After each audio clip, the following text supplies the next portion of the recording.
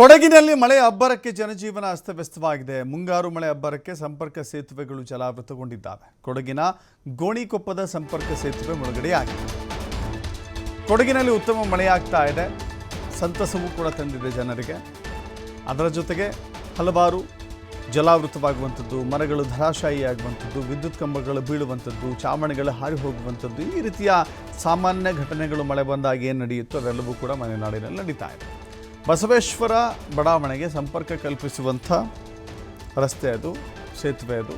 ಆ ಸೇತುವೆ ಮುಳುಗಡೆ ಆಗಿದೆ. ಸೇತುವೆ ಮೇಲೆ 3 ಅಡಿ ಎತ್ತರದಲ್ಲಿ ನೀರು ಹರಿತಾ ಇದೆ. ದಿಢೀರ್ ನೀರಿನ ಮಟ್ಟ ಏರಿಕೆಯಾಗಿದೆ. ನಿವಾಸಿಗಳಲ್ಲಿ ಆತಂಕ ಹೆಚ್ಚಿದೆ. ಸೇತುವೆಯ ಎರಡೂ ಬದಿಯಲ್ಲಿ ಬ್ಯಾರಿಕೇಡ್ ಹಾಕಿದ್ದಾರೆ ಪೊಲೀಸರು. ಸೇತುವೆ ದಾಟದಂತೆ ಸ್ಥಳೀಯ ಆಡಳಿತದಿಂದ ಕಟ್ಟುನಿಟ್ಟಿನ ಎಚ್ಚರಿಕೆಯನ್ನು ನೀಡಲಾಗಿದೆ.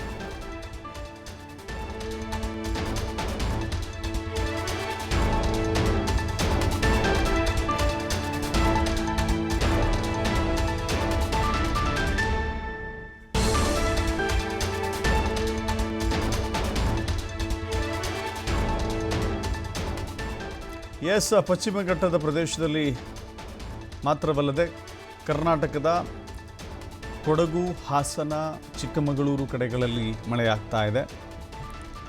ಮಲೆನಾಡು ಭಾಗದಲ್ಲಿ ಸುರಿಯುತ್ತಿರುವ ಮಳೆ ಉತ್ತರ ಕರ್ನಾಟಕದ ಜನರಿಗೆ ಒಂದು ರೀತಿ ಸಮಾಧಾನ. ಯಾಕಂತ ಹೇಳಿದ್ರೆ ಚಿಕ್ಕಮಗಳೂರು ಭಾಗದಲ್ಲಿ ಮಳೆಯಾದರೆ ತುಂಗಭದ್ರಾ ತುಂಬಿ ಹರಿಯುತ್ತೆ.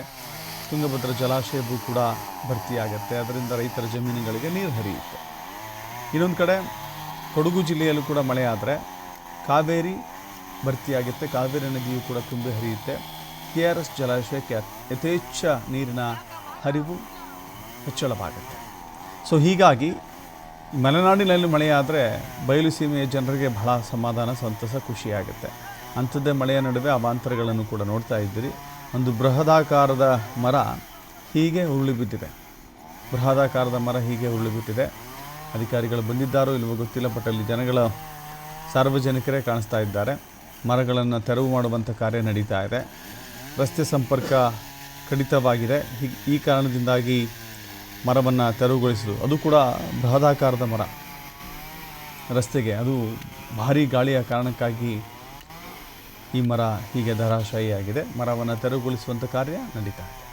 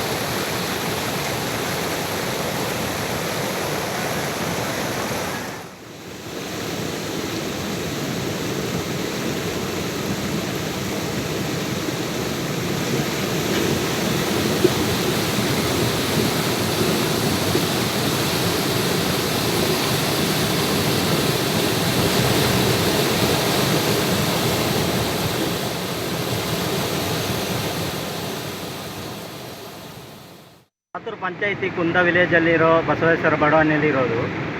ನಮಗೆ ವರ್ಷ ಈ ಥರ ಮಳೆ ಬರೋತ್ತಿಗೆ ಭಾಳ ಕಷ್ಟ ಆಗುತ್ತಿದೆ. ಮಕ್ಕಳು ಶಾಲೆಗೆ ಹೋಗೋತ್ತಿಗೆ ಭಾರಿ ಕಷ್ಟ.